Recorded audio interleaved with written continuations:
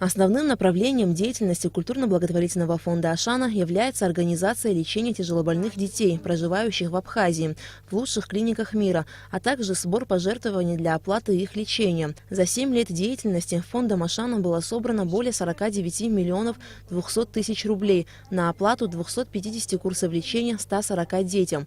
Многие подопечные фонда «Ашана» вылечились окончательно, многим еще предстоит лечение. Для нас сегодня, правда, день особенный, так как мы отмечаем 7 лет со дня запуска акции, основной акции фонда «Спасем жизнь вместе». Именно старт этой акции мы считаем своим днем рождения. В нас поверили и поддержали. Я думаю, что это отчасти связано с тем, что у нас деятельность совершенно прозрачная. Каждый, кто перечислил и перевел 10 рублей, 50 рублей, он мог и может сейчас открыть на сайте раздел «Куда пошли ваши деньги» и отследить, какая сумма и когда им была переведена, а самое главное, на лечение какого ребенка эта сумма была направлена.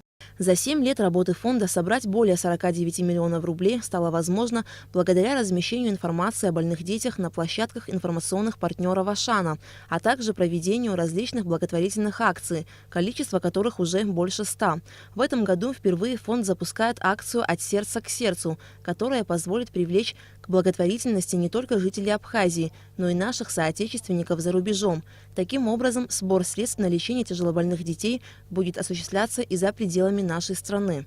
Она придумана, эта акция, таким образом, что люди, независимо от того, чем они занимаются, они могут быть крупными бизнесменами, частными предпринимателями, просто неравнодушные люди, свободные художники. Посредством демонстрации того, чем они занимаются, они могут создать некое культурное событие, посредством которого соберется какая-то сумма. В последующем она будет направлена в фонд «Ашана» для поддержки лечения детей. Всем участникам благотворительной акции «От сердца к сердцу» будет передаваться хрустальное сердце – символ добра и милосердия.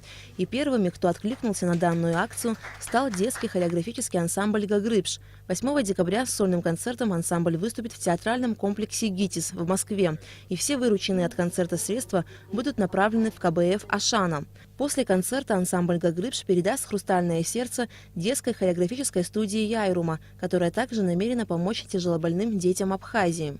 Аля Катрапш, Роберт Ломия, Абхазское телевидение.